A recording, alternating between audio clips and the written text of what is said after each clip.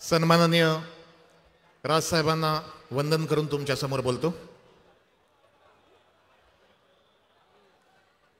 गुढीपाडव्याची सभा झाली त्या दिवशी अर्थात रांगेमध्ये माझं भाषण होतं, पण वेळ पुरला नाही,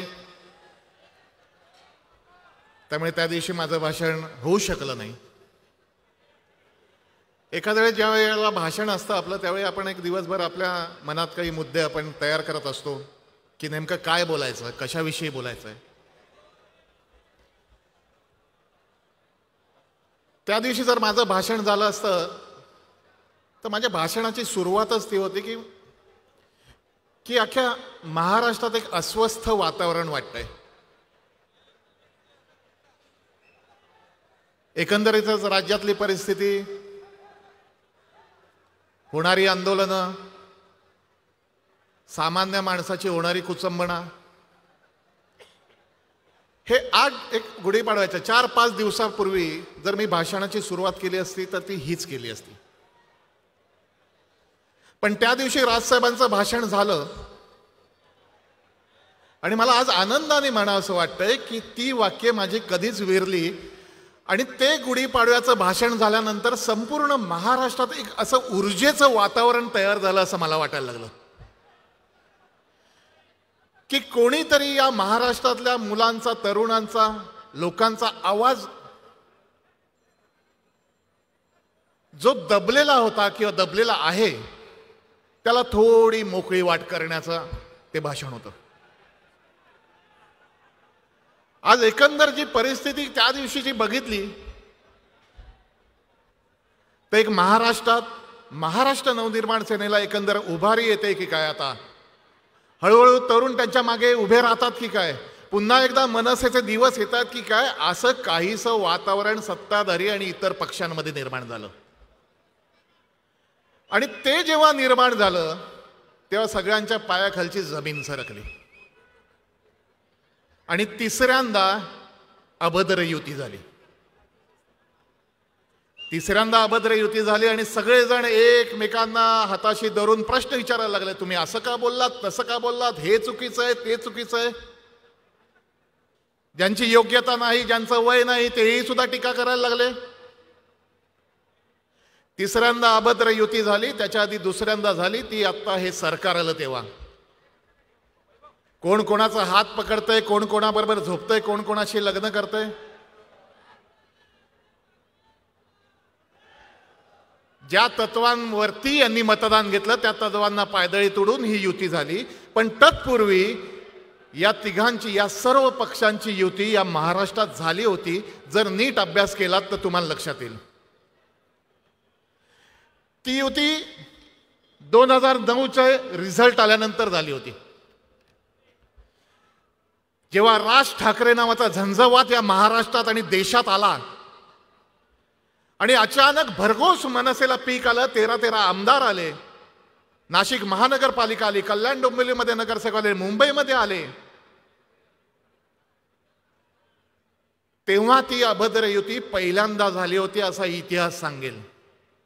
सगळ्यांना पहिले कौतुक वाटलं आणि मग इतर सर्व पक्षांना असं वाटलं की अरे बापरे, जर हा नेता पुढे आला, हा नेता खरं बोलतो, हा नेता जातीपातीच्या पलीकडे जाऊन बोलतो, हा नेता महाराष्ट्राविषयी बोलतो, हा नेता विकासाविषयी बोलतो, एखादी विकासाची ब्लूप्रिंट किंवा विकासाची साधनं हातात घेऊन बोलतो।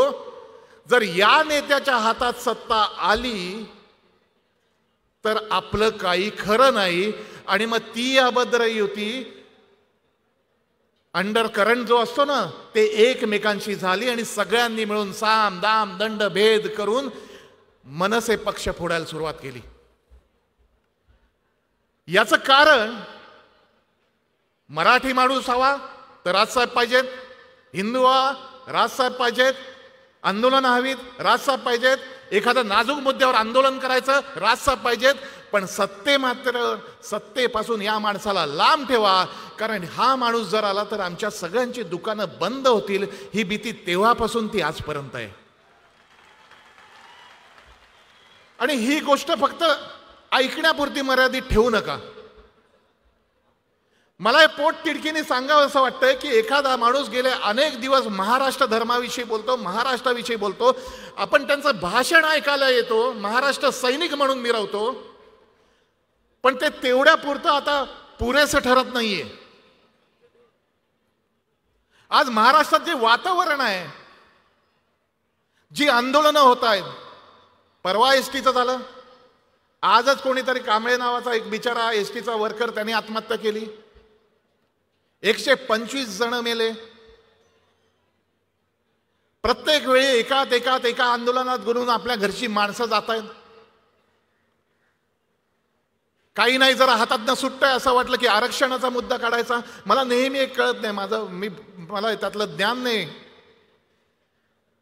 पण मी म्हणतो जर आता एखाद्या मागणीनुसार कोणाला जर आरक्षण मिळू शकलं तर माझा भाबडा प्रश्न आहे, मग एवढे वर्ष का नाही मिळालं? आणि जर एखाद्या मागणीचं आरक्षण जर आत्ता सुद्धा मिळालं नाही तर तुम्ही इतके वर्ष सत्ताधारी आहात, तुम्हाला माहिती नाही ते मिळणार नाही? तुम्हाला केवळ फरफटत द्यायचं? लाज वाटते. मराठा आरक्षणाचं आंदोलन झालं, 42 मुलांनी, तरुणांनी आत्महत्या केली. हा सरकारी आकडा आहे, खरा 76च्या वर आहे तो आकडा. आपल्याला या सगळ्या गोष्टींची ना सवय झाली. तुम्ही लक्षात घ्या, जेव्हा एखादा 72 तरुण आणि 120 लोक मरतात, तुम्ही विचार करून बघा, आपला भाऊ गेलाय, आपला बाप गेलाय. असा क्षणभर विचार करून बघा की तुमचा सख्खा भाऊ गेलाय, त्यांनी आत्महत्या केली एका आरक्षणासाठी, आणि घडलं काय? काही नाही. या गोष्टी आपल्याला लागतात की नाही हा प्रश्न, आपल्याला राग यायचा राहिलाय. हे सगळं बदलायचं असेल तर ही सिस्टीम बदलायला लागेल, आणि ही सिस्टीम जर बदलायला लागेल तर कोणाच्या तरी एका माणसाच्या पाठी या महाराष्ट्राला उभं राहावं लागेल. सध्या भयाचं वातावरण आहे, भयंकर. परवाच मी हा चित्रपट बघितला, काश्मीर फाईल्स. त्या पल्लवी जोशी त्या भूमिका करतात, उत्तम भूमिका केली, उत्तम चित्रपट आहे. त्यांच्या समोर तो तरुण जेव्हा म्हणतो की हे सगळं असं वातावरण झालंय की याचं सोल्युशन काय आहे, ती म्हणते की याचं सोल्युशन नाहीच आहे, पण तुला असं फक्त दाखवायचंय, तुला असा होप द्यायचा आहे की याला सोल्युशन आहे तर तू निवडून येशील. हा होप देण्याचं काम केवळ हे सत्ताधारी गेले अनेक वर्ष करतायत. मग ते आरक्षणाच्या बाबतीत असेल, एसटीच्या बाबतीत असेल, सगळ्याच्या बाबतीत असेल, आणि आपण गप्प आहोत, शांत आहोत.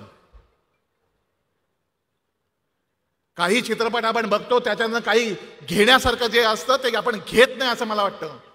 रलीव कलीव चलीव बघितलं असेल खूप जणांनी. ही अस्वस्थता आहे आमच्यामध्ये. रलीव गलीव चलीव ज्यांनी बघितलं, कन्वर्ट, रन और डाय, काश्मीरमधला ते घोषणा होती. दुर्दैवाने म्हणावं असं वाटतं की आपल्या इथे काय परिस्थिती आहे. रलीव कन्वर्ट, आमच्यात कन्वर्ट व्हा. तिकडे गेला तर वाल्या, इकडे आला असतं वाल्मिकी, परत तिकडे गेला असतं वाल्या, इकडे आला असतं वाल्मिकी. आमच्यात कन्वर्ट व्हा, नाही तर रन गलीव. या राजकारणाच्या आसपास तुम्ही सामान्य माणसांनी येऊ नका. तुम्ही वाटेल तसं जगा. तुमचा करोना तुमचा झालेला आहे, आर्थिक परिस्थिती तुमची ढासळलेली आहे. रोज तुमच्या पैशाचं बघा, पोरांच्या ऍडमिशनचं बघा, डोनेशनचं बघा, तुमच्या नोकऱ्या जातील त्यांचं बघा. राजकारणाकडे लक्ष देऊ नका, नाही तर चलीव डाय मरा तुमच्या आईला तुम्हाला कोण विचारतं. या परिस्थितीत मी जेव्हा राजकारणात आलो तेव्हा खूप स्वप्न घेऊन आलो, खूप आनंदाने आलो होतो. एक कोणीतरी माणूस हे बोलायला पाहिजे, एक कोणीतरी माणूस महाराष्ट्र म्हणून बोलला पाहिजे, एक माणूस जातीपातीच्या पलीकडे बोलला पाहिजे. सगळेजण घाबरतात आता. सामान्य माणसांना इच्छा नाही होत, पण सामान्य माणसांनी घाबरून चालणार नाही. सगळ्यात ताकद तुमच्यात आहे. तुम्ही मतदान करताना यावेळेला या लोकांना मतदान फक्त करू नका. सन्माननीय राजसाहेब ठाकरे येत आहेत. आलेले आहेत.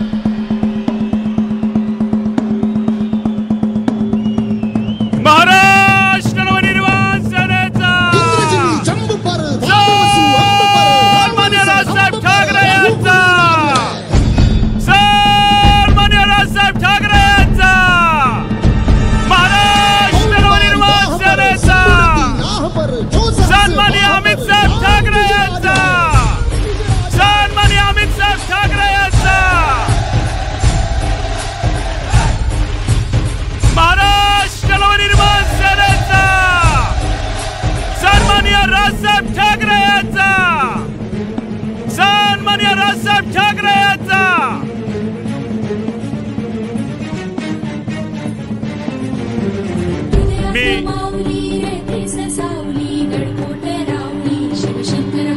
मी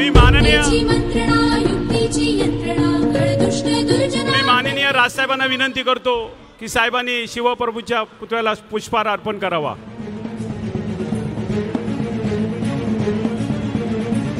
प्रौढ प्रताप पुरंदर हिंदवी स्वराज्य संस्थापक जाणता राजा शिवछत्रपती शिवाजी महाराज की, छत्रपती शिवाजी महाराज की जय भवानी. जिल्हाध्यक्ष अविनाशजी जाधव साहेबांना विनंती करतो की त्यांनी व्यासपीठावर यायचं आहे. ठाणे शहराच्या वतीने मी स्वतः महिला उपशहराध्यक्ष, शहराध्यक्ष व उपशहराध्यक्ष सन्मान्य राजसाहेबांचं स्वागत करतील.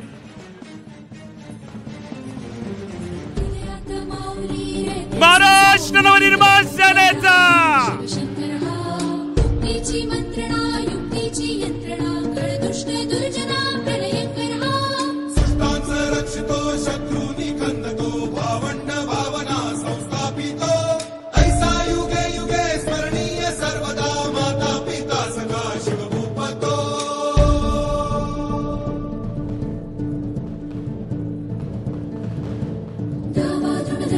चीता मृगचुंड पर भूषण वेतुंड पर जैसे मृगराज है.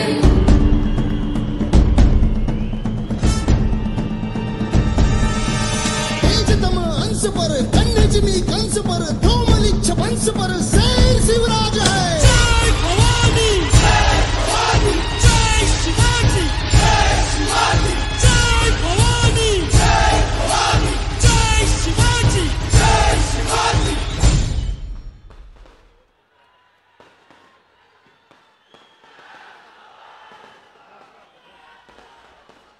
महाराष्ट्र नवनिर्माण सेनेचा सन्मान्य राजसाहेब ठाकरे यांचा, सन्मान्य राजसाहेब ठाकरे यांचा.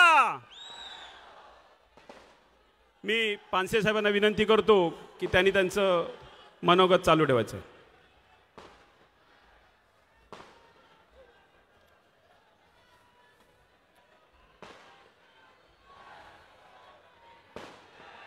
सन्माननीय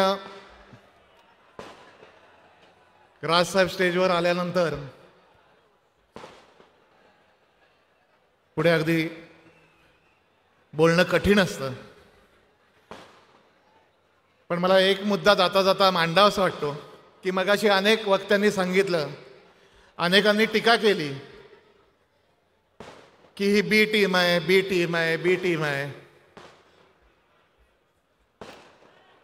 मला काहीसं ते पटलं, कारण या राजकारणात, या हिंदुस्थानच्या राजकारणातला एकच बिग बी होऊन गेला, ते म्हणजे बाळासाहेब ठाकरे. आणि त्यांची जर बी टीम असेल तर तो बी सामर्थ्यपणे पुढे नेणारा हा एकच माणूस आहे, सन्माननीय राजसाहेब ठाकरे. ती बिग बी टीम आता महाराष्ट्र घडवेल असा विश्वास व्यक्त करतो आणि थांबतो. जय हिंद, जय महाराष्ट्र.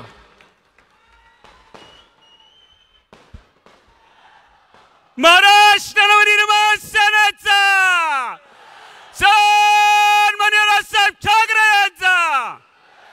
मी माननीय राजसाहेब ठाकरेंना विनंती करतो की त्यांनी आम्हाला मार्गदर्शन करावं.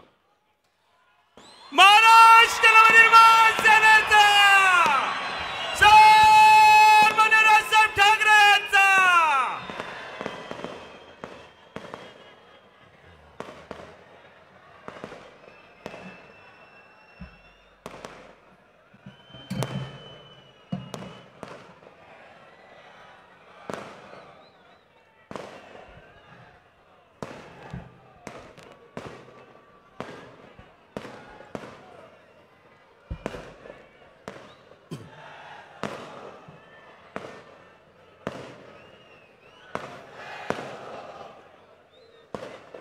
जमलेल्या माझ्या तमाम हिंदू बांधवांनो, भगिनींनो आणि मातांनो,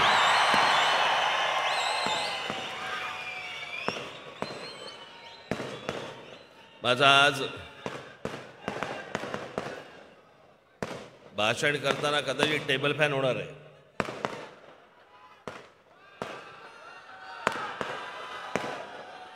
काय आलं? काय आलं?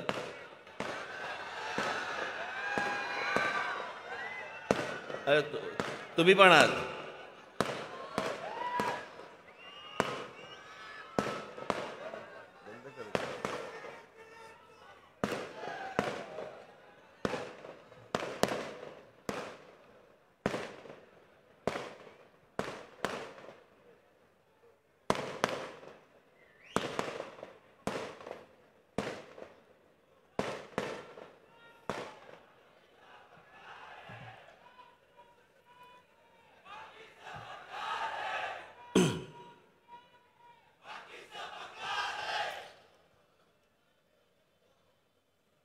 आता व्यासपीठाजवळ येत असताना मला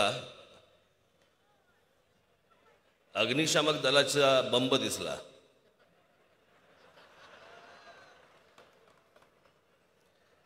इतकी काय आग नाही लावणार.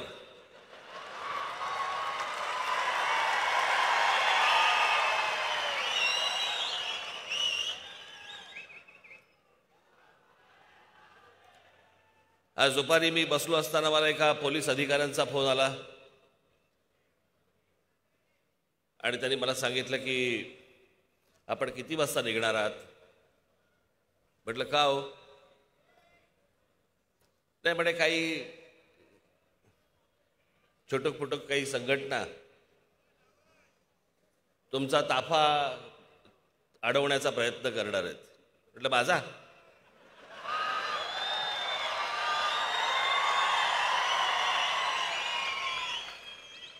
नाही म्हणे काय, आम्ही ते सगळे त्यांना डिटेन करू, पकडू वगैरे वगैरे, फक्त तुमचं निघायचं टायमिंग आम्हाला कळलं तर बरं होईल. मी म्हटलं मी तुम्हाला जेव्हा निघणार आहे त्यावेळेला मी तुम्हाला कळवतो. महत्वाची गोष्ट अशी की माझ्या ताफ्याला कोणतरी अडवणार आहे हे इंटेलिजन्सला कळलं.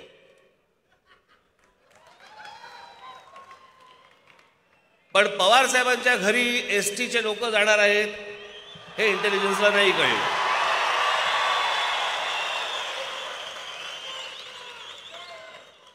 खरं तर त्यांना प्रत्येक गोष्ट माहिती असते. एखादा माणूस शिंकला तर तो करोनाचा शिंकला का साधा शिंकला हेही त्यांना माहिती असतं.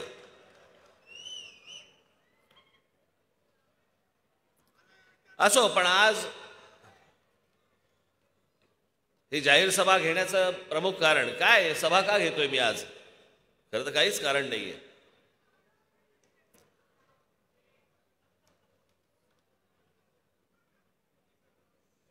गुढीपाडव्याची सभा झाल्यानंतर अनेकांनी जे आपापले तारे तोडले,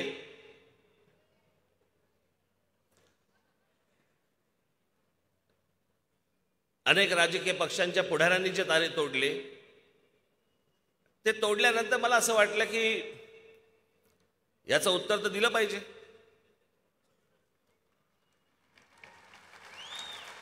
पण मला पत्रकार परिषद घेऊन याचं उत्तर द्यायचं नव्हतं.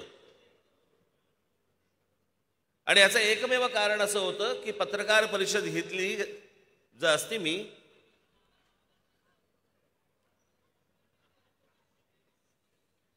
तर या सगळ्या पक्षांना जे बांधील काही पत्रकार आहेत ते पण त्याच्यामध्ये शिरतात आणि मूळ विषय राहतो बाजूला आणि हे कुठेतरी भलतीकडे भरकटवतात. आणि मला तो भरकटवून द्यायचा नव्हता. म्हणून मी विचार केला काय करायचं. तर मग मी आमच्या अविनाशला बोलवलं. म्हटलं काय रे, म्हटलं आपण ठाण्याला सभा घेऊया का? म्हटलं मला या सगळ्या गोष्टींची उत्तर द्यायची आहेत. मला या जरूर करू, आपण जोरदार करू. ते दिसतच आहे.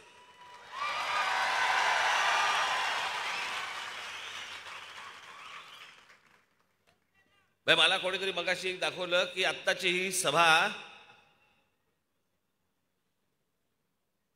महाराष्ट्रात काही ठिकाणी विजेच्या प्रश्नासाठी म्हणून वीज नाही म्हणून थांबवली गेली आहे की तिकडे दाखवत नाहीयेत. काय मूर्ख माणसं आहेत हल्ली, सगळं मोबाईलवरती दिसतं.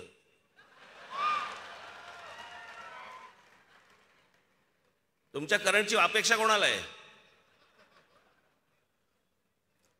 पण आता ही सभा, जाहीर सभा आपली मोठे स्क्रीन लावून जम्मूमध्ये पण दाखवली जाते. जम्मूमध्ये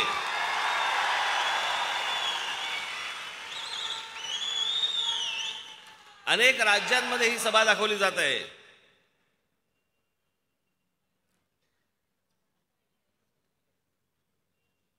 आणि म्हणून मी ही जाहीर सभा आज घेण्याचं इथे ठरवलं की त्या सगळ्या प्रश्नांची उत्तरं म्हटलं आपण आज जाहीर सभेनेच देऊ. कारण हल्ली काय झालंय, त्या दिवशीची सभा झाली, मग अनेक राजकीय पक्षांशी संबंधित असलेल्या अनेक पत्रकारांनी आपापला कंडू शमवून घेतला.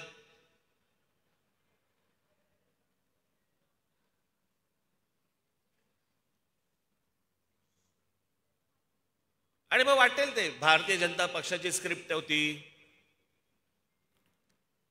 राजकीय पक्षाच्या नेत्यांना सांगणारी हीच सगळी मंडळी. आता सध्या महाराष्ट्रामधल्या अनेक चांगले पत्रकार आहेत, गुणी पत्रकार आहेत, ते ह्या असल्या भामट्या पत्रकारांमुळे एकटे पडलेत. अनेक जण कुठच्या ना कुठच्या तरी राजकीय पक्षाशी संबंधित झालेला आहे. पहिले जातीतनं झाले आणि मग पक्षाकडे गेले. पत्रकारही झालेत आणि काही संपादकही झालेत.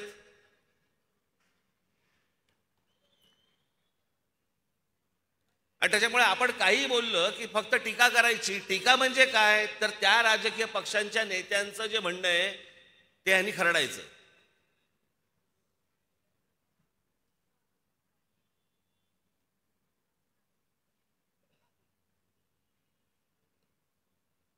दोन वर्षापूर्वी केलेलं गुढीपाडव्यावरचं भाषण काय झालंय मी तुम्हाला सांगतो. यांचं मी एके दिवशी माझे मित्र आशुतोष गोवारीकर यांचा लगान चित्रपट आला होता आणि त्या लगान चित्रपटाच्या नंतर त्यांचा स्वदेश चित्रपट आला होता. तो स्वदेश चित्रपट मी पाहायला गेलो. मला आशुने बोलवलं.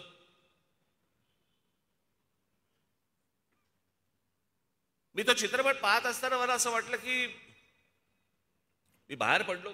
चित्रपट पाहिल्यानंतर बाहेर पडल्यावरती मी आशूला विचारलं, म्हटलं अरे आशू काय पिक्चर बनवलाय? म्हटलं असा काय पिक्चर असतो का? म्हटलं हा काय पिक्चर आहे? मी त्याला काही इकडचं तिकडचं त्याला मी चित्रपटाविषयी काही बोललो वगैरे वगैरे. घरी आलो आणि घरी आल्यानंतर मी विचार केला मी खरंच चित्रपट पाहिला का, की माझ्या मागे लगान चित्रपट होता. लगान चित्रपट पाहिल्यानंतर मी ज्या वेळेला स्वदेश पाहायला गेलो त्यावेळेला मी माझा एक चित्रपट घेऊन गेलो होतो. माझ्या डोक्यात एक होतं की बाबा आशुतोष गोवारीकरने लगान बनवलाय, लगान नंतर एक असा चित्रपट असेल. आणि मग मी ज्यावेळेला परत तो चित्रपट पाहिल्यानंतर मी आशूला मी सांगितलं, म्हटलं आशू मला माफ कर, म्हटलं मी तो चित्रपट पाहिला नव्हता, मी काहीतरी डोक्यात वेगळंच घेऊन गेलो होतो. ती जी परिस्थिती होती ना ती अनेक पत्रकारांची होती, अनेक संपादकांची होती. गुढीपाडव्याच्या सभेला ते त्यांचं एक स्वतःचं भाषण घेऊन आले होते की नाही या विषयावरती राज ठाकरे बोलणार, या विषयावरती राज ठाकरे बोलणार, हा विषय आणतील, या विषयावरती बोलतील.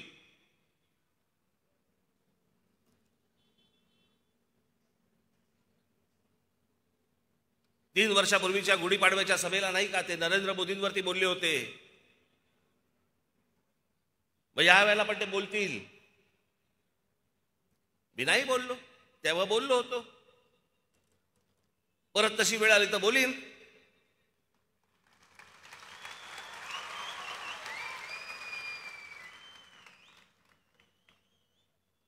इतरही विषय आहेत, तुमचेही वाभाडे काढायचे आहेत मला.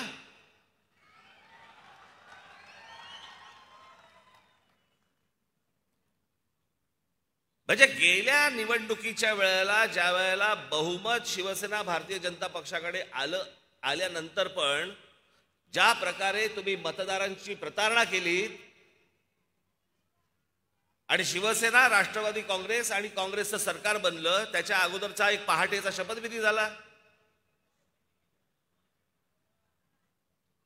तो फिसकटला आणि मग यांचं सरकार बसलं. आता या दोन्ही गोष्टींवरती मी बोलल्यानंतर ह्याच्यात भारतीय जनता पक्षाची स्क्रिप्ट कुठची आली, ही तर स्क्रिप्ट अख्ख्या महाराष्ट्राला, देशाला माहिती आहे. ते विसरले होते, फक्त आठवण करून दिली मी.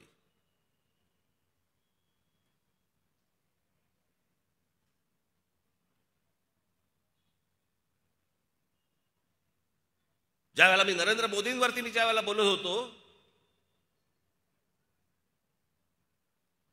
त्यांच्या भूमिका काही मला नाही पटल्या, उघडपणे बोललो. आता हे सांगतायत की मला म्हणे ईडीची नोटीस आली म्हणून मी म्हणे मी ट्रॅक बदलला. मी नाही ट्रॅक बदलला, मला नाही लागत ट्रॅक बदलायला.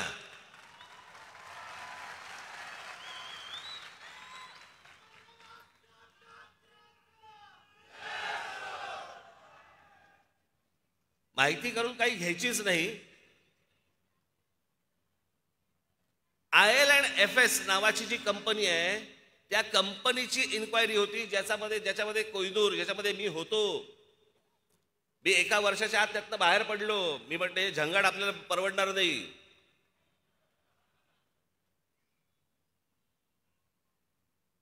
म्हणजे व्यवसाय नाही करायचा का कोणी? आणि त्या कंपनीची जी इन्क्वायरी निघाली त्याच्यातनं मला ती नोटीस आली होती आणि मी ती नोटीस आल्यावरती ईडीच्या कार्यालयात गेलो.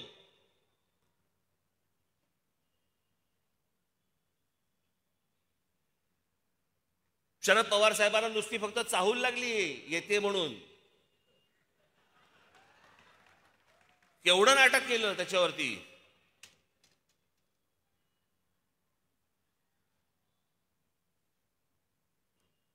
आणि जर या हाताने जर काही पापच केलेलं नाहीये, नोटीसी कोणत्या पण येऊ देत, त्या राजकीय असू देत नाही तर कायदेशीर असू देत, भीक नाही हलत मी त्याला.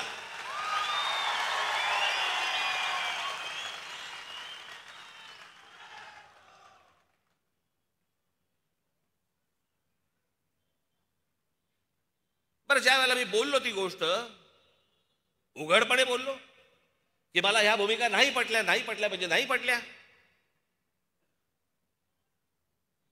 पण त्याच नरेंद्र मोदींच्या सरकारमध्ये ज्या वेळेला एखादी भूमिका त्यांची, ज्यावेळेला त्यांचं धोरण 370 कलम ज्यावेळेला काश्मीरमधलं रद्द केलं, त्याला अभिनंदन करणारा पहिलं ट्विट माझं होतं.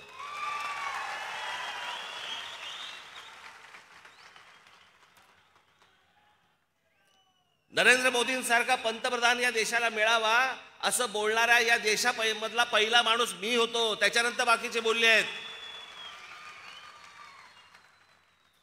ज्या वेळेला मी एखादं स्वप्न ज्या वेळेला एखाद्या पंतप्रधानाकडनं पाहतो, 30 वर्षानंतर म्हणजे राजीव गांधींच्या नंतर एका व्यक्तीच्या हातामध्ये या देशामधलं पूर्ण बहुमत आल्यावरती या देशामध्ये कोणकोणत्या गोष्टी व्हायला पाहिजे होत्या, ज्या मी माझ्या भाषणांमधनं पण बोललो होतो तेव्हा. आजही माझी तीच मागणी आहे की बाकीच्या गोष्टी सोडा, ज्या झाल्या त्या झाल्या. पण नरेंद्र मोदींना माझं सांगणं आहे, आजही सांगणं आहे, या 2 मागण्या तुम्ही पूर्ण करा. या देशावरती खूप मोठे उपकार होतील. एक म्हणजे या देशामध्ये समान नागरी कायदा आणा.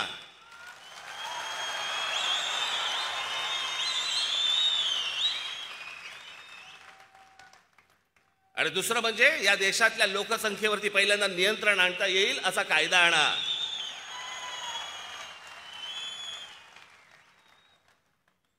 आम्हाला काय असूया नाहीये की आमच्याकडे 1 तुमच्याकडे 5-5. आम्हाला त्याचा नाही त्रास होत. पण ज्या प्रकारे लोकसंख्या वाढते, ज्या प्रकारे हा देश एके दिवशी फुटेल,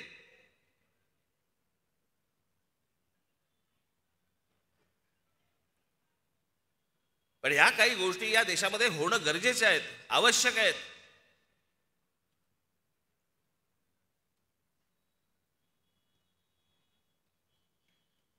त्याच्यामुळे मला ज्या गोष्टींबद्दल विरोध करायचा होता तो मी केला.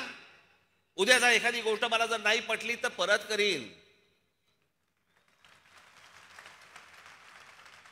परंतु विनाकारण आपलं उठले, भाषणाला उठले आणि उगाच विरोध करायचा नाही. आता तुम्ही चिखल खाल्लाय, तुम्ही शेड खाल्लाय, आता तुमच्यावर.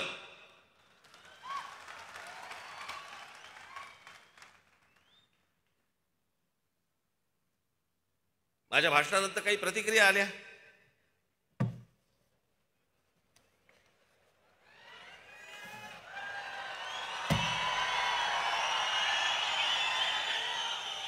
म्हटलं विसरायला नको.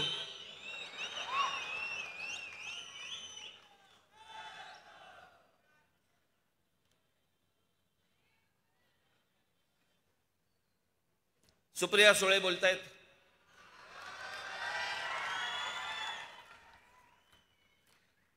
लाव रे तो व्हिडिओ म्हणणारे एका नोटीशीने बदलतील याचं मला आश्चर्य वाटतं. म्हणजे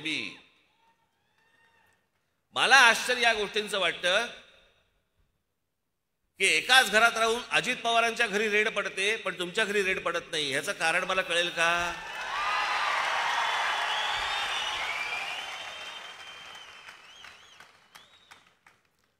कारण इकडे महाराष्ट्रात कसं आहे, एक एक जण पोहोचवला की पवारसाहेब मोदींची भेट घेतात पुढचा माणूस सांगायला.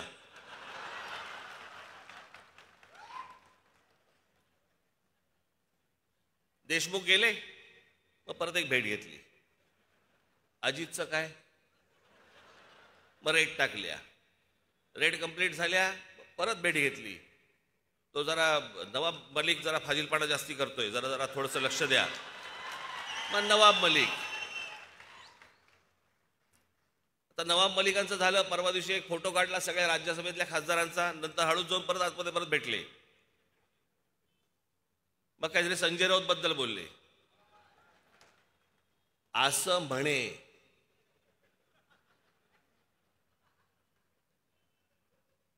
आज काय बोलले माहित नाही.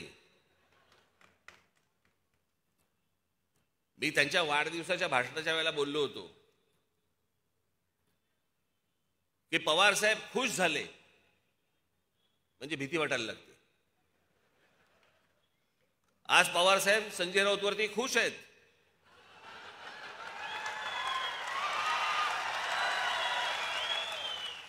कधी टांगलेला दिसेल कळणार पण नाही. याच्यामध्ये अनेक काँग्रेसवाले गेलेले आहेत.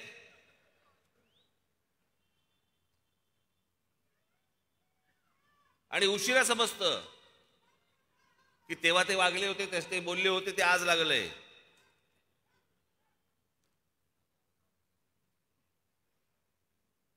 अजित पवारांच्याकडे रेड पडते, अजित पवारांच्या सख्या बहिणींच्या घरी रेड पडते,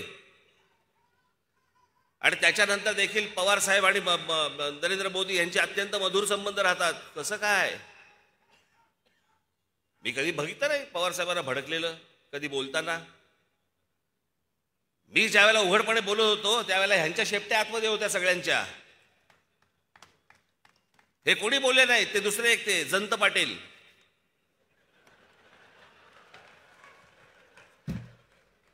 बघा ते जयंत पाटील काय म्हणतायत.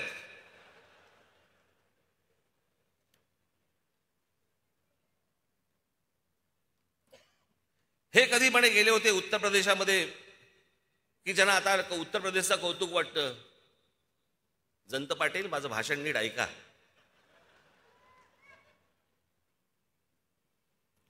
मी म्हटलं ज्या बातम्या कानावरती येत आहेत त्याप्रमाणे जर उत्तर प्रदेशमध्ये जर विकास झालेला असेल तर त्याचा मला आनंद आहे. माझी भाषा काय आहे? जर तरची भाषा आहे. ज्या बातम्या माझ्या कानावर येत आहेत तसा जर विकास झाला असेल तर. तुम्हाला आठवत असेल तर गेल्या 2014च्या लोकसभा निवडणुकीच्या वेळेला मी सतत सांगत होतो की पंतप्रधान नरेंद्र मोदी उद्या ज्यावेळेला नरेंद्र मोदी जेव्हा पंतप्रधान होतील ते झाल्यावरती त्यांनी उत्तर प्रदेश, बिहार आणि झारखंड या 3 राज्यांकडे लक्ष द्यावं. त्या 3 राज्यांचा विकास करावा. या 3 राज्यांमधून बाहेर पडणारी माणसं जी महाराष्ट्रामध्ये येत आहेत, महाराष्ट्र यांचं ओझं सहन करू शकत नाही.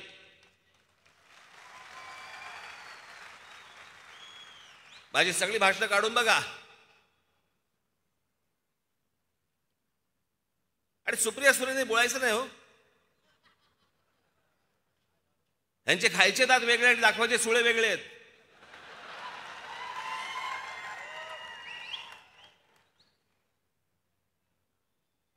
जयंत पाटील, आता जयंत पाटलाला काही सांगा, चकित चंदू. एकदा मागे गृहमंत्री असताना मी त्याला सांगत होतो, ह्याच सगळ्या गोष्टी सांगत होतो. म्हटलं अहो जरा एकदा त्या बेराम पाड्यामध्ये जाऊन बघा, एकदा ह्या सगळ्या वस्तीमध्ये जाऊन बघा. इकडे म्हटलं अत्यंत भीषण अवस्था आहे म्हटलं तिकडे. कधी म्हटलं तिथे कुठे शस्त्र असतील, बॉम्ब असतील. खरे की काय मला काही कल्पनाच नाही.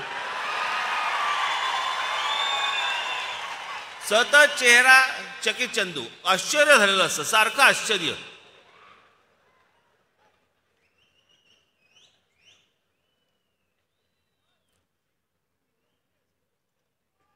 संपलेल्या पक्षाबद्दल मी काय बोलणार. संपलेला पक्ष, अरे येऊन बघा, हा काय संपलेला पक्ष आहे का?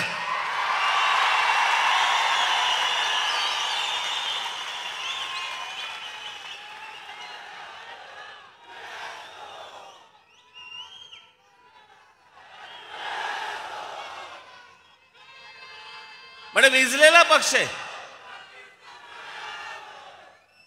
महाराष्ट्र नवनिर्माण सेना म्हणे विजलेला पक्ष आहे. जयंतराव, हा विजलेला पक्ष नाहीये, हा समोरच्यांना विझवत जाणारा पक्ष आहे.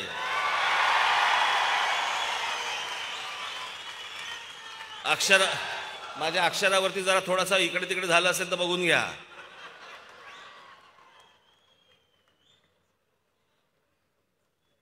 हे काय मला सांगताय, यांचा मतदारसंघाबाहेर कोणी हुंगून विचारत नाही. आणि मला सांगतात की यांचे आमदार काय झालं, आमदार कुठे गेले. राष्ट्रवादी काँग्रेस हा निवडून येणाऱ्या आमदारांचा, उमेदवारांची मोळी आहे. ती निवडून येणाऱ्या जे लोक असतात त्यांना एकत्र करून बांधलेली मोळी आहे. त्याची रस्सी फक्त पवार साहेब आहेत. ही माणसं कुठच्याही दुसऱ्या पक्षामध्ये गेली की निवडून येतील.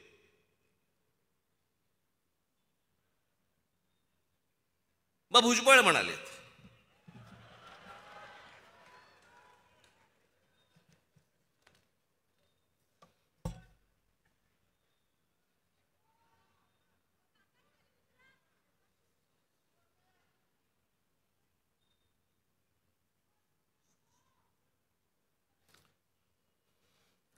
भुजबळ म्हणतायत त्यांनी माझ्यावरती टीका केली हे खरं आहे. मीही मोदी बीजेपी विरोधात बोलत होतो, त्यामुळे मला जो त्रास सहन करावा लागला तो मी सहन केला, पण त्यासाठी मी माझा मार्ग बदलला नाही. अच्छा,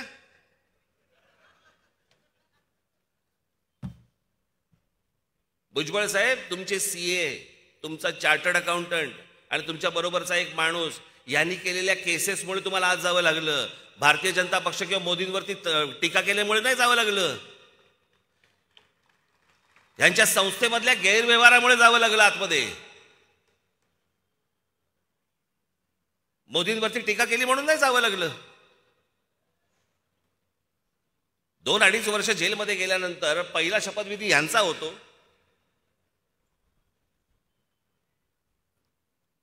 बरं, सगळेजण सांगतायत संपलेला पक्ष आहे, त्याच्यावर काय बोलणार, तरी बोलतायत. रकानेच्या रकाने भरतायत, रकानेच्या रकाने लिहितायत.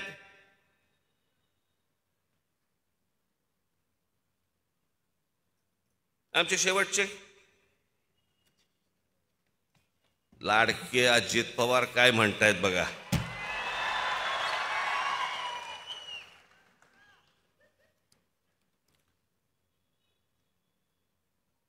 त्यांचा एक आवडता शब्द आहे पठ्ठ्या. यांना काय म्हणे, भोंगे आत्ताच दिसले का म्हणे, आत्ताच सुचले का, याच्या अगोदर काय म्हणे झोपा काढत होतात का. अजित पवार, मी कधी कधी कुठची कुठची गोष्ट बोललोय ना, हे मला नीट आठवतंय. आणि तुमच्या फक्त माहितीसाठी म्हणून मी 3 व्हिडिओज आणलेत.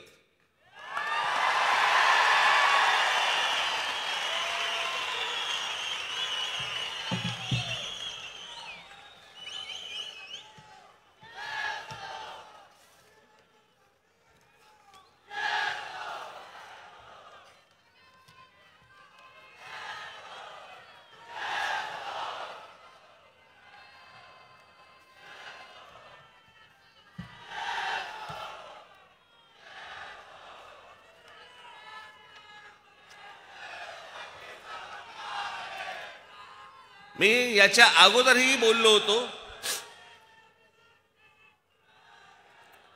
परंतु त्याचे मला काही व्हिडिओ सापडले नाहीत.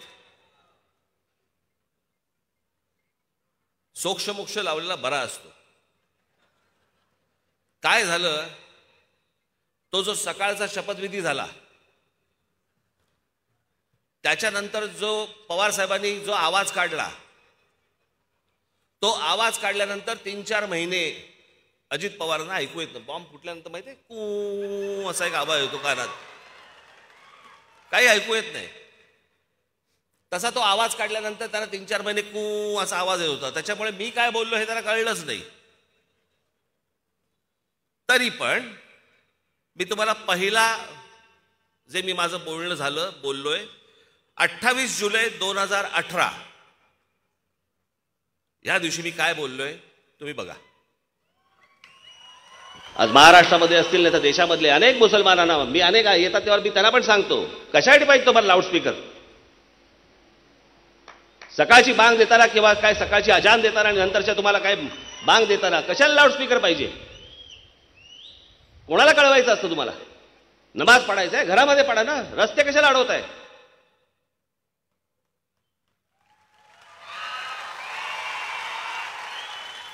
1 ऑगस्ट 2018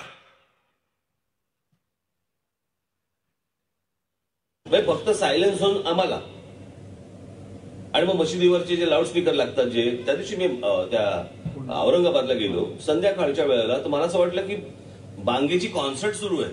सगळ्या ठिकाणून आपले जोरजोरात चालू आहे ते सगळं.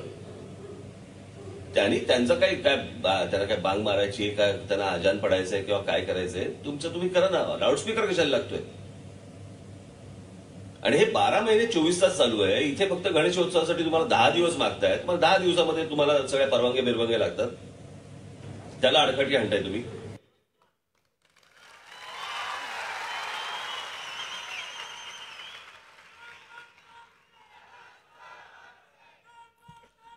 आता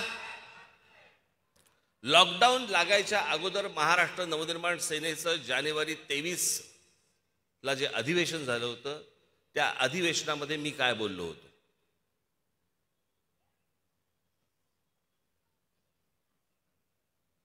धर्म प्रत्येकाने आपापल्या घरामध्ये ठेवावा आणि त्याच्यासाठी मशिदींवरचे जे लागणारे भोंगे आहेत हे भोंगे देखील तितकेच बंद झाले पाहिजेत. हे तेव्हाच मी बोललो होतो.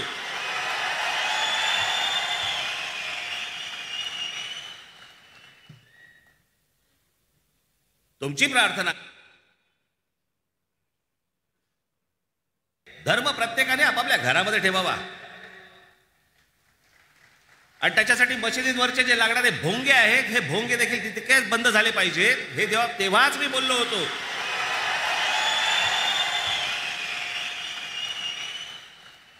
अजित पवारांना ऐकू नाही आलं. तुमची प्रार्थना आहे बंद कर. आता मी ह्याच्या आधीही बोललो, ऐकू नाही आलं.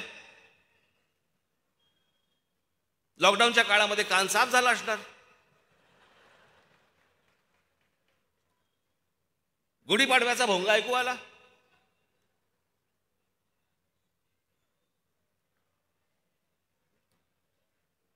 बरं मी चुकीचं काय बोललो? या मशिदींवरच्या भोंग्यांचा अख्ख्या देशाला त्रास होतोय. ह्याच्यामध्ये धार्मिक विषय कुठे आहे?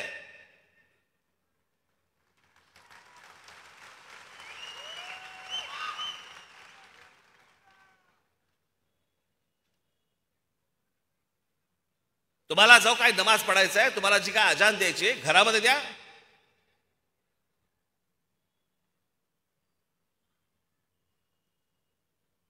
शहरांचे रस्ते कशाला अडवताय? शहरांचे फुटपाथ कशाला अडवताय?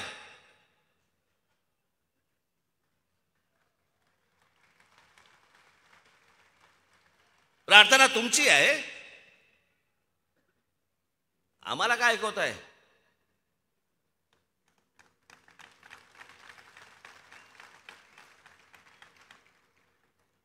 आणि जर सांगून जर समजा तुम्हाला समजत नसेल की हे भोंगे खाली उतरवा, तुम्ही आम्हाला विनाकारण त्रास देऊ नका, हे जर नीट सांगून समजत नसेल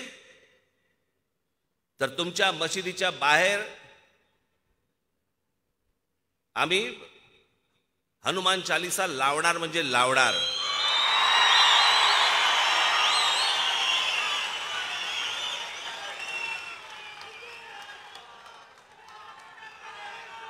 वातावरण आम्ही नाही बिघडवत आहोत.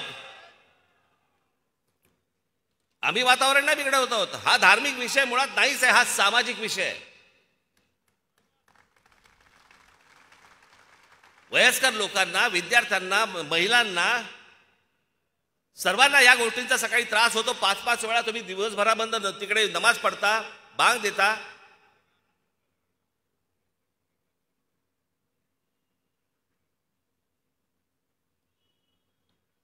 एक तर सगळे बेसूर असतात.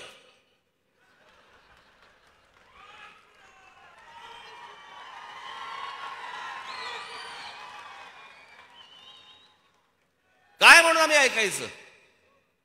रस्त्यावरती घाण झाली तर आपण रस्ता साफ करतो, फुटपाथवरती घाण झाली तर आपण फुटपाथ साफ करतो. मग जर कानाला त्रास होत असेल तर भोंगे खाली उतरवलेच पाहिजेत.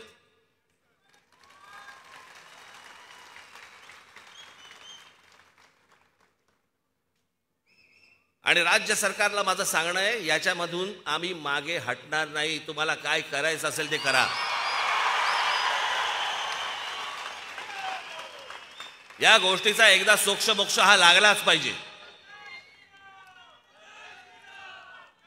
ज्या देशांमध्ये तुम्हाला जिथे बंदी आहे, अनेक परदेशामधल्या देशांमध्ये बंदी आहे, निमूटपणे ऐकता ना तिकडे.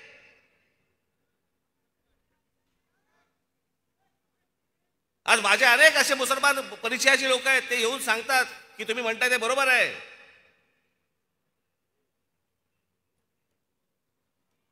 असा कोणता धर्म आहे जो दुसऱ्या धर्मीयांना त्रास देतो? आज तुमचा रमजान चालू आहे, आम्ही समजू शकतो.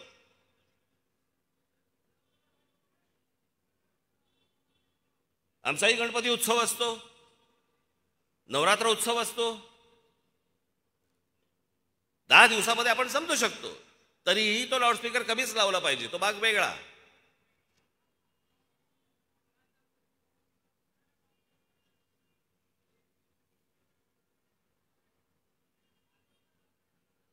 काही सणवार असेल तर आपण समजू शकतो. हे 365 दिवस ज्यावेळेला तुम्ही हे लाऊडस्पीकर मधनं ह्या गोष्टी तुम्ही ऐकवता, कशासाठी, कोणासाठी?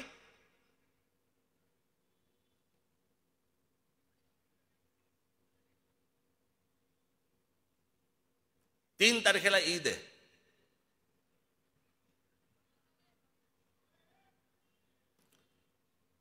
माझी राज्य सरकारला, गृह खात्याला माझी विनंती आहे की कुठचीही तेढ, कुठचीही दंगल, कुठच्याही गोष्टी आम्हाला निर्माण करायच्या नाहीत. आम्हाला त्याची इच्छा देखील नाही. महाराष्ट्राचं स्वास्थ्य आम्हाला बिघडवायचं नाही.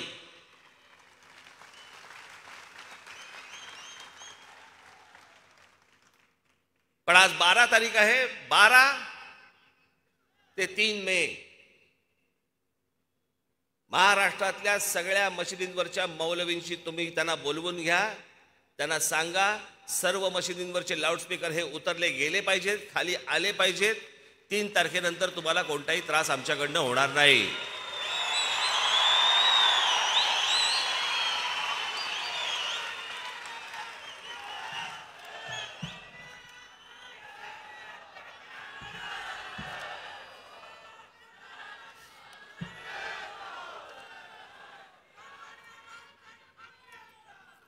अठरा जुलै 2005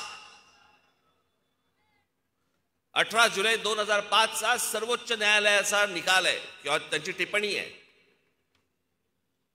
इतरांची शांतता बिघडवून तुम्ही तुमची प्रार्थना करा किंवा मोठे ध्वनिक्षेपक किंवा मोठी वाद्य वाजवून प्रार्थना करा असं कुठलाही धर्म सांगत नाही.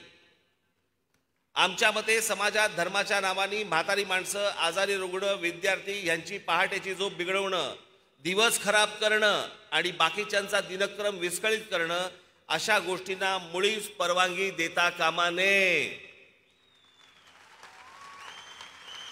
जर सुप्रीम कोर्टाने जर समजा ही गोष्ट सांगितलेली असेल तर राज्यातल्या गृह खात्याला त्याची अंमलबजावणी करायला काय प्रॉब्लेम आहे? हे होत का नाहीये? मतांसाठी? म्हणजे हे मतांसाठी म्हणून वाटेल त्या प्रकारे धर्म चालवणार आणि आम्ही उघड्या डोळ्यांनी आणि उघड्या कानांनी बघत बसायचं, हातावर हात ठेवून आम्ही उभं राहायचं फक्त.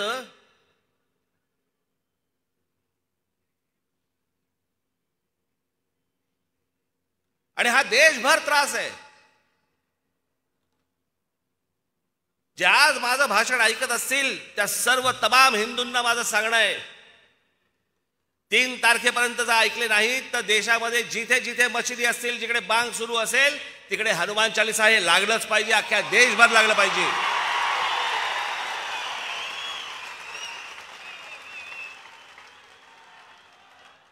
आम्हाला काय त्रास होतो तो एकदा त्यांना होऊ देत. एकमेकांना त्रास देणारा धर्म असू शकत नाही.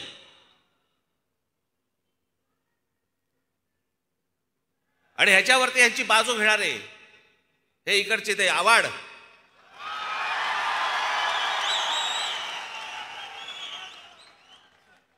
काय पण फिराय नागाने फणा काढावा ना.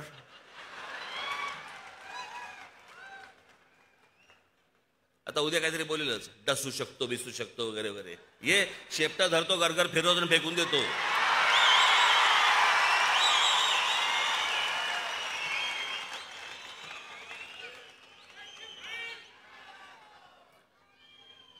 राज ठाकरेंनी म्हणे सांगितल्याप्रमाणे कुठच्या दर्ग्यामध्ये किंवा कुठेही मदरशामध्ये जर समजा वस्त्रा जरी सापडला तरी मी राजकारण संन्यास घेईन. सापडेल कसा?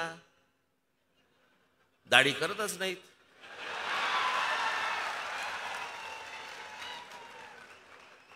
वस्त्रा कसा सापडेल? बरं, इकडून तिकडून तुला वस्त्रा दिसला? याच्या बुद्धीची कीव करावीशी वाटते मला. आवाड, आता मी 4 गोष्टी तुम्हाला वाचून दाखवतो.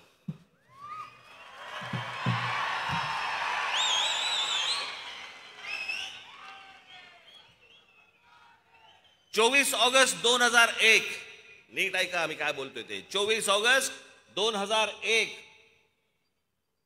रोजी मुंब्रा कौसा परिसरात सिमी नावाची जी आतंकवादी संघटना आहे, सिमीच्या 6 हस्तकांना अटक. 20 डिसेंबर 2001 रोजी संसदेवरील हल्ल्याप्रकरणी कुख्यात अबू हाजमा याला मुंब्र्यातून अटक. 16 मार्च 2002 रोजी मुंब्र्यातून कुख्यात हजबुल मुजाहिद्दीन संघटनेच्या 4 अतिरेक्यांना अटक.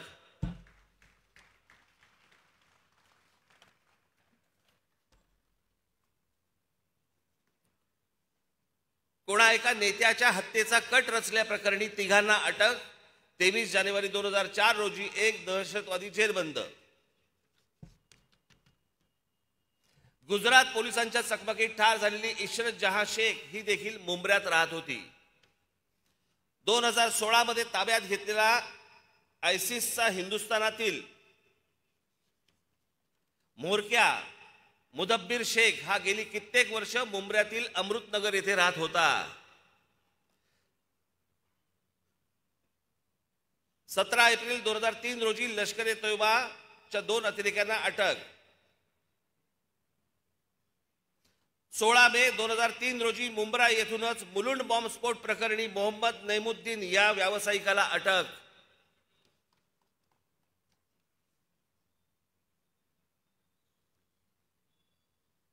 मुंब्र्यात रिजवान मोमीन या संशयित अतिरेक्याला अटक.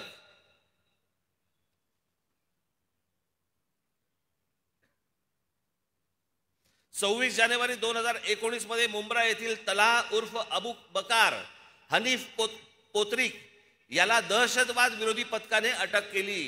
हे सगळे मुंब्र्यातले आहेत जिथून आवाड निवडून येतो.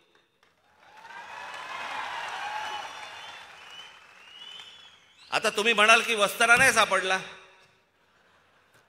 आता कसा संन्यास घेणार? मी कुठे बोललो तो अतिरेकी सापडत नाहीत म्हणून? या अशा अनेक असंख्य घटना या देशामधल्या अनेक मदरसांमध्ये चाललेले आहेत. याच्यामध्ये पाकिस्तानी सगळे हस्तक आहेत, याच्यामध्ये अतिरेकी आहेत, याच्यामध्ये शस्त्र सापडत आहेत. आणि खरंच सांगतो, याच्यामध्ये या देशामधला प्रामाणिक जो खरंच या देशावरती प्रेम करणारा जो मुसलमान आहे ना, तो ह्याच्यामधनं भरडला जातोय.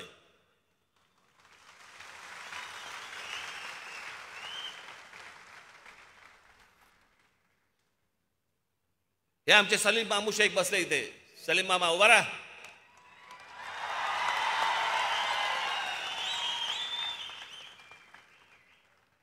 सलीम मामा शेख याच्या मतदारसंघामध्ये 95% हिंदू लोक राहतात, पण सलीम निवडून येतो.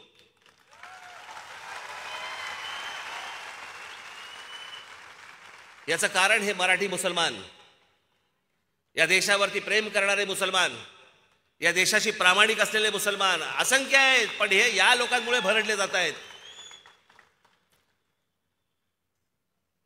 हा जो देशामध्ये धर्माचा अतिरेक करणारी जी लोक आहेत ना, हे त्यांच्यामुळे भरडली जात आहेत.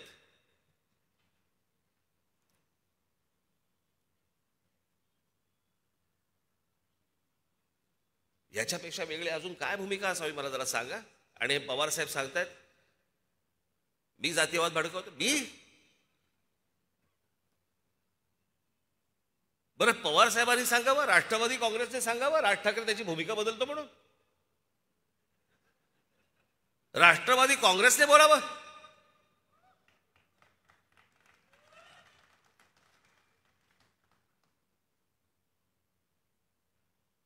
हेच शरद पवार ज्या वेळेला सोनिया गांधी विदेशी पंतप्रधान परदेशी पंतप्रधान या देशाला चालणार नाही हे बोलणारी पहिली व्यक्ती सन्माननीय माननीय बाळासाहेब ठाकरे होती, की ज्यांनी सांगितलं परदेशी व्यक्ती चालणार नाही म्हणून या देशात.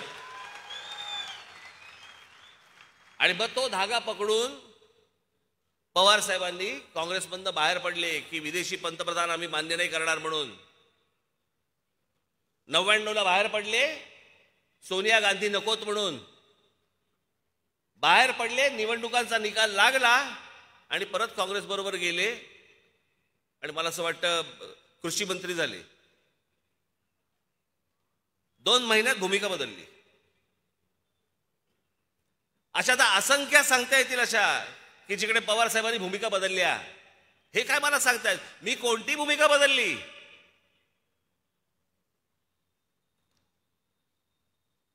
हिंदुत्वाची भूमिका मी आज नाही आणली आहे. आठवून बघा, या देशामध्ये पाकिस्तानी कलावंतांना डोंगरावरती लात मारून हाकलून देणारी संघटना कोणती होती, पक्ष कोणता होता?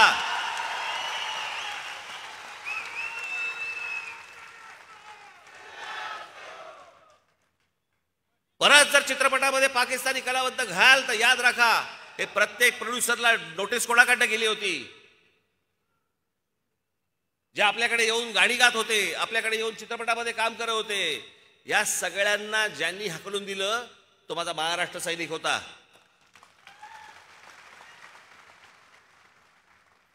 आझाद मैदानवरती ज्या वेळेला त्या कुठची संघटना ती रजा अकादमीने ज्यावेळेला मोर्चा काढला, आमच्या पोलीस भगिनींना मारलं. त्या घोळका करून त्या पोलीस भगिनींना आतमध्ये घ्यायचे आणि त्याला काय शारीरिक त्रास दिले हे आमचे इथे पत्रकार आहेत सगळे. यांच्या गाड्या फोडल्या, जाळल्या, आमच्या पोलिसांना मारलं, कोणी प्रतिक्रिया नाही दिली. त्यांच्या विरोधात फक्त महाराष्ट्र नवनिर्माण सेनेने मोर्चा काढला आणि तो मोर्चा काढल्यानंतर तिथे जो मुंबईचे पोलीस कमिशनर होते त्यावेळेला आरोप पटनायक हे आले आणि ते आमच्या पोलिसांवरतीच डाफरायला लागले. समोरून ते हल्ला करतायत आणि हे सांगतायत, पोलिसांना सांगतायत नाही हल्ला नाही करायचा, त्याला मारायचं नाही, त्याला कुठची गोष्ट करायची नाही. तो मोर्चाच मुळात काढला होता आरोप पटनाईकना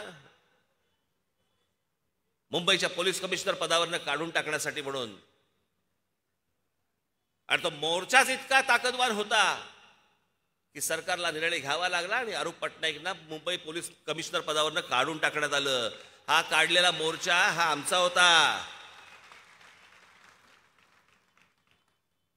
अगोदरच्या गोष्टी जर समजा हे विसरून गेले असतील तर आठवण करून देतो.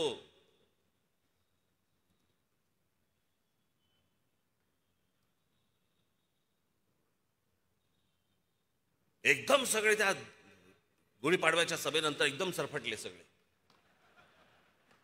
काय उत्तर देऊ, काय करायचं, काय नाही करायचं. मग ते आपलं एकच पालुपत लावलं. ईडीची नोटीस आली.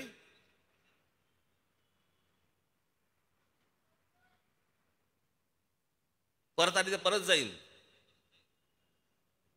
तुम्ही जाताय का? नुसत्या फक्त प्रॉपर्टी अटॅच केल्या तर शिव्या द्यायला लागली पत्रकार परिषदेत.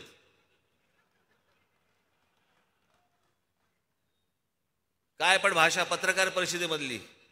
पत्रकार परिषदेमध्ये येऊन एका वर्तमानपत्राचा संपादक येतो आणि तो काय म्हणतो, भडवा, चुतिया. कशामुळे झालं हे सगळं? कारण आलं इथं अंगाशी. हे कुठचे आहेत तेच कळत नाहीत. हे शिवसेनेचे आहेत का राष्ट्रवादीचे आहेत? ह्यांच्यासाठी एक फार छान शब्द आहे. आमच्या आजोबांनी फार छान शब्द काढला होता असल्या वृत्तीच्या लोकांसाठी. हे सगळे लवंडे.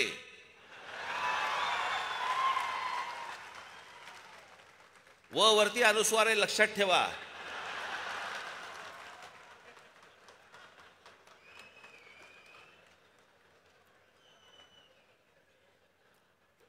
म्हणजे काय तर आपल्याकडे पूर्वी जेवायला पत्रावळी असायची आणि मग ती एक द्रोण असायची. त्या द्रोणेमध्ये वरण टाकलं, आमटी टाकली की ती तिकडे पण लटकते. मग ती लवंडे जिकडे म्हणून ते लवंडे. शिवसेनेकडनं पडलं की शिवसेनेकडे लवंडे, राष्ट्रवादीकडनं पडलं की राष्ट्रवादीकडे लवंडे. ती असे लवंडे.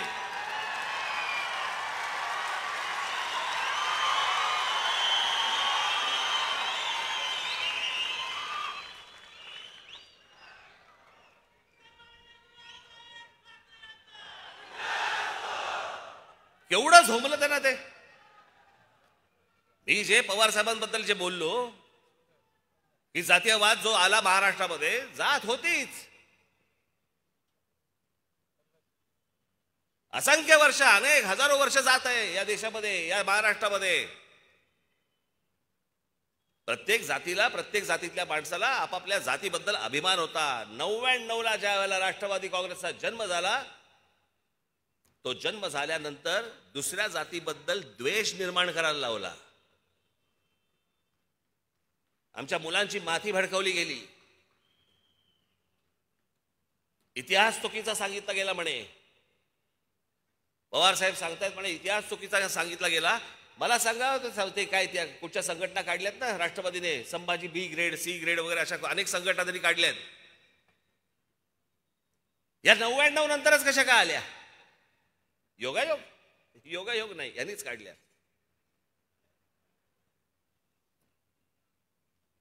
तुम्हाला मी शरद पवार साहेबांच्या एक मुलाखत घेतली होती पुण्याला. मी त्याच्यामध्ये हा प्रश्न विचारला होता. आज काढून बघा. मी त्याच्या पुढे त्यांचं वय ऐकून बघून मी फार खोलात गेलो नाही.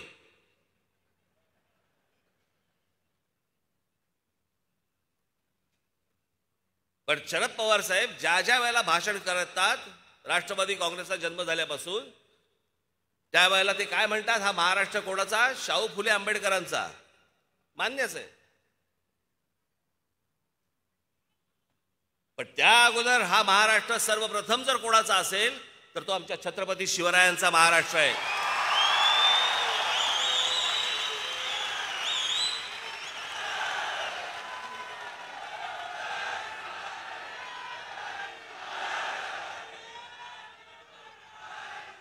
पण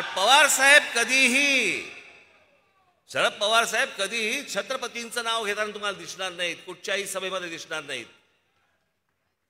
कारण छत्रपतींचं नाव घेतल्यानंतर मुसलमान मतं गेली तर काय करायचं? आणि म्हणून शिवछत्रपतींचं आमच्या कधीही ते नाव घेत नाहीत. शाहू फुले आंबेडकर आणि मग छत्रपतींवरचं राजकारण करायचं असेल, त्याच्यामध्ये जर जातीचं राजकारण करायचं असेल, माझ्या महाराष्ट्रामधल्या मराठा बांधवांची भगिनींची जर माथी भडकवायची असतील, मग दुसरे कोणीतरी पुस्तकं लिहिलीत, मग ती ब्राह्मणांनी पुस्तकं लिहिलीत, मग अजून कोणीतरी काहीतरी लिहिलंय. त्यांचं एक भाषण बघत होतो म्हणे, अफजल खान म्हणे इथे आला होता, त्यावेळेला महाराजांनी त्याचा कोथळा बाहेर काढला, पण त्याच्यामध्ये काही हिंदू मुसलमान असं काही नव्हतं. मग पवारसाहेब तो कशासाठी आला होता?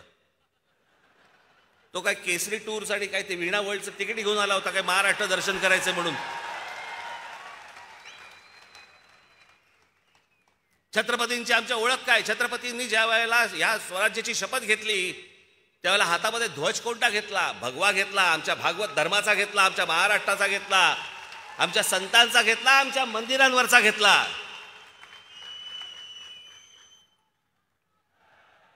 ही लढाई तेव्हा कधी तुम्हाला दिसली नाही का की हिरव्या झेंड्याच्या विरोधातला हा भगवा झेंडा, ही लढाई तुम्हाला दिसली नाही?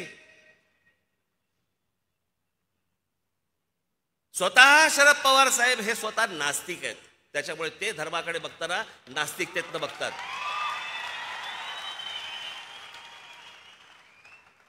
एखादा मिळाला तर दुर्मिळ फोटो तुम्हाला मिळेल, एखादा पवार साहेबांचा मंदिरात हात जोडतानाचा, पण तोही मिळणार नाही. कारण ते आहेतच स्वतः नास्तिकच आहेत. ते धर्मबिर्म काही मानत नाहीत, देवबिव काही मानत नाहीत. आणि मग ते त्यांच्या पद्धतीने राजकारण समजवण्याचा प्रयत्न करतात, त्यांना अपेक्षित असलेलं.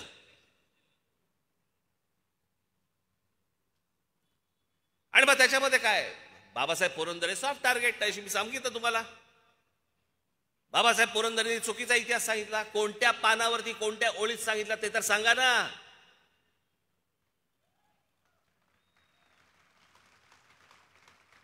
ह्यांचे इतिहासकार कोण? ते म्हणे कोकाटे. कोण कोकाटे? बरं, महाराजांवरती आजपर्यंत रणजित देसाईंनी लिहून ठेवलं,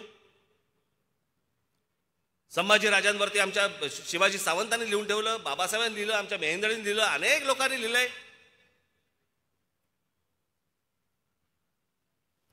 प्रत्येकाने आपापल्या पद्धतीने शिवाजी महाराज महाराष्ट्र समोर आणले. पण घराघरामध्ये जर समजा शिवाजी महाराज कोणामुळे जर पोचले असतील तर ते फक्त बाबासाहेब पुरंदरेंमुळे पोचले. हे नाकारून चालणारच नाही तुम्हाला, आणि हे कोणीही मान्य करतं. मग त्यांची व्याख्यानं असू देत, त्यांची पुस्तकं असू देत, तर काही असू देत, पण आम्हाला इतिहास नाही बघायचा आहे. आम्हाला ते पुस्तक कोणत्या जातीच्या माणसांनी लिहिलं ते बघायचंय. आम्ही आमच्या शिवछत्रपतींचा इतिहास सांगणार नाही आहोत, आम्ही आमच्या मराठेशाहीचा आम्ही इतिहास सांगणार नाही आहोत. आम्ही मराठेशाहीचा इतिहास सांगताना आम्ही त्याच्यामध्ये फोड करणार.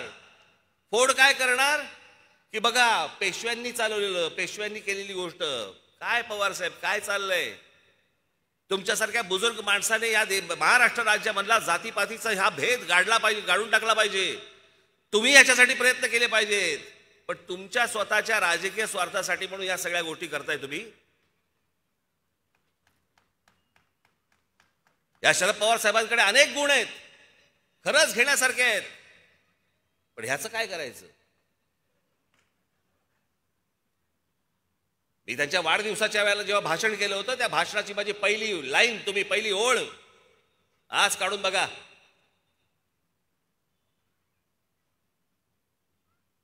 त्यांचा वाढदिवस होता, त्या वाढदिवसाच्या व्यासपीठावर मी बोललो होतो, आणि तेव्हा मी म्हटलं होतं की असे अनेक विषय आहेत जे आज मला बोलता नाही येणार, कारण हे व्यासपीठ वेगळं आहे.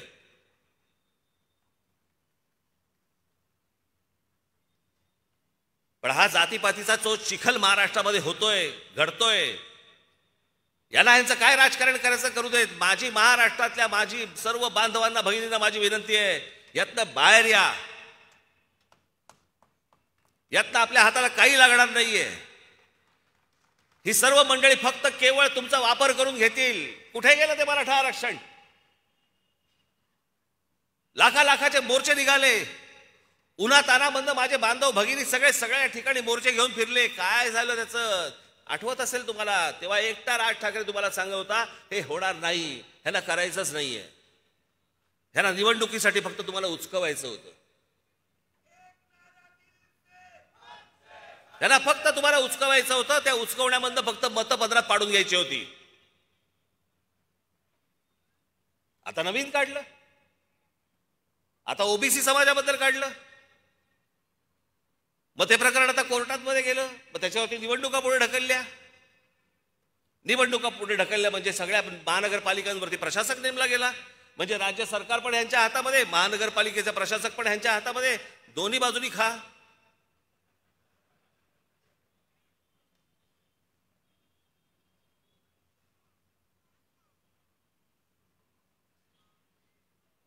काय हा वैभवशाली महाराष्ट्र आपला, काय इतिहास आपला.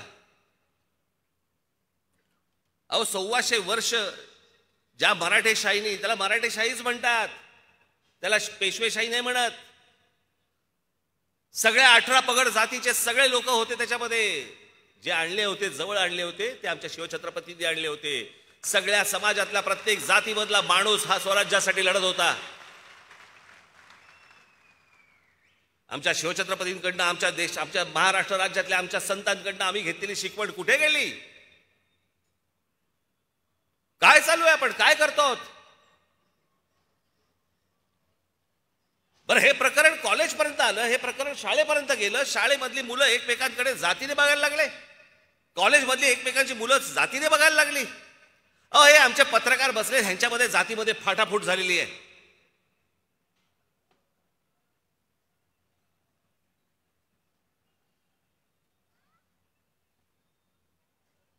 महाराष्ट्राला कोणी हरवू शकलं नव्हतं. महाराष्ट्राला हरवतंय कोण? आमची जात.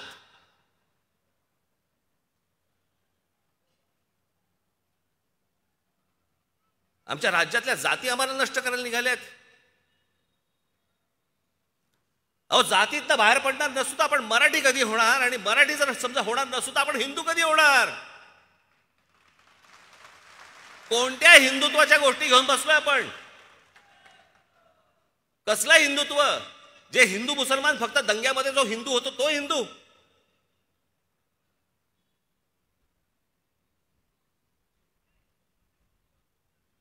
या सगळ्यांपासून माझे महाराष्ट्राच्या सगळ्यांना माझी हात जोडून विनंती आहे, ह्या सगळ्या भामट्यांपासून दूर राहा. हे महाराष्ट्र त्यांच्या स्वार्थासाठी खड्ड्यात घालतील. स्वतःला हव्या असलेल्या पैशांसाठी हे महाराष्ट्राला खड्ड्यात घालतील. कोणाला कशाची चिंता नाहीये. त्या एसटी कर्मचाऱ्यांकडे बघा, 4 महिने 5 महिने अनेक महिने झाले त्यांचे संपत मिटत नाहीये. मी स्वतः पवार साहेबांकडे माणसं घेऊन गेलो होतो.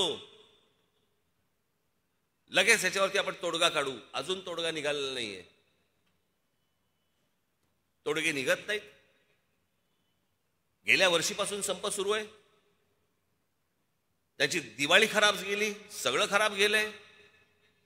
एकदा काय ते निश्चित त्यांना सांगा तरी, काय होणार आहे त्यांच्या भविष्यामध्ये, आयुष्यामध्ये. कशाचा कशाला पत्ता नाही आणि आम्हाला कशामध्ये गोंधळून टाकतायत. ह्याचे रोजचे चालले, ह्याला जेलमध्ये टाक, त्याला जेलमध्ये टाक, हा इथून बडबड करतोय, तो तिकडून बडबड करतोय, आणि आमच्या टेलिव्हिजन चॅनलवरती दुसऱ्या बातम्या नाहीत. आम्ही सगळं विसरून गेलोय. आज महाराष्ट्रामध्ये मोठ्या प्रमाणावरती लोड शेडिंग सुरू झालेलं आहे. आमच्याकडे काय नाही, छोटक फुटक बातम्या येतील, संपला विषय. उद्या परत हे भांडायला मोकळे, परत हे काहीतरी बोलतील, परत हा काहीतरी बोलणार.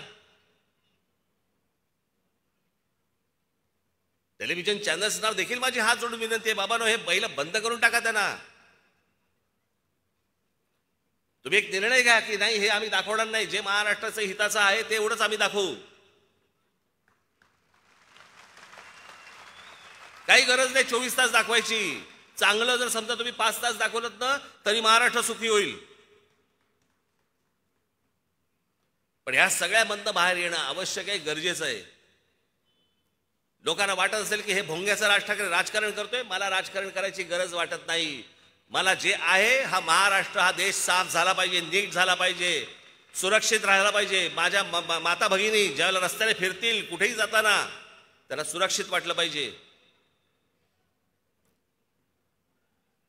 आमच्या महाराष्ट्रामधली, देशामधली जी वयस्कर लोक आहेत, लहान मुलं आहेत, अभ्यास करणारे आहेत, त्यांना या भोंग्यांचा त्रास होता कामा नये. आणि त्याच्यासाठी म्हणून जर समजा उद्या काही केसेस अंगावरती घ्यायच्या झाल्या, माझ्या सकट आम्ही घेऊ. माझ्यावर काहीतरी 100-125 केसेस आहेतच.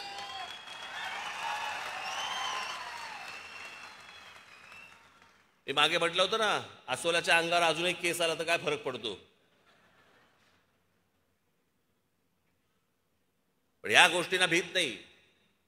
मी जाता फक्त परत एकदा आपल्या सर्वांच्या साक्षीने, जे कोणी माझं भाषण ऐकत असतील त्या सर्वांच्या साक्षीने मी सांगतोय, ज्या मुसलमानांना त्यांच्या प्रार्थना करायच्या आहेत, प्रार्थना करा घरात.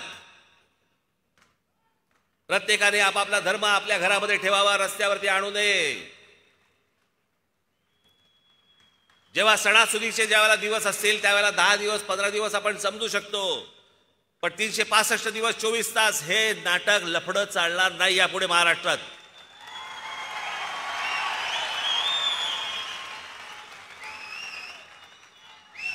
आणि एक गोष्ट सांगतो, आता हनुमान चालीसा सांगितलंय, अजून मी माझ्या पुढच्या भातावातला मी अजून बाण काढलेला नाहीये, तो काढायला मला लावू नका.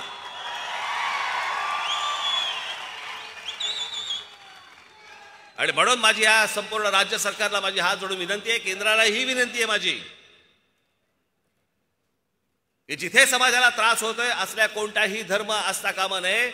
जे मुसलमान बांधव आहेत त्या मुसलमान बांधवांना सगळ्यांना सांगा की उद्या कुठच्याही प्रकारचा आपल्याला तेढ निर्माण करायची नाही, आपल्याला दंगली नको आहेत, आपल्याला महाराष्ट्रात सगळ्या सुखीचं चांगलं वातावरण आपल्याला महाराष्ट्रामध्ये ठेवायचं आहे.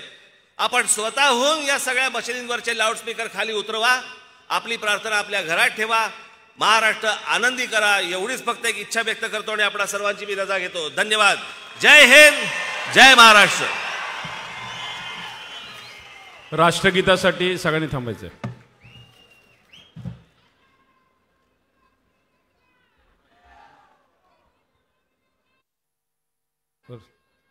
राष्ट्रगीत चालू करा.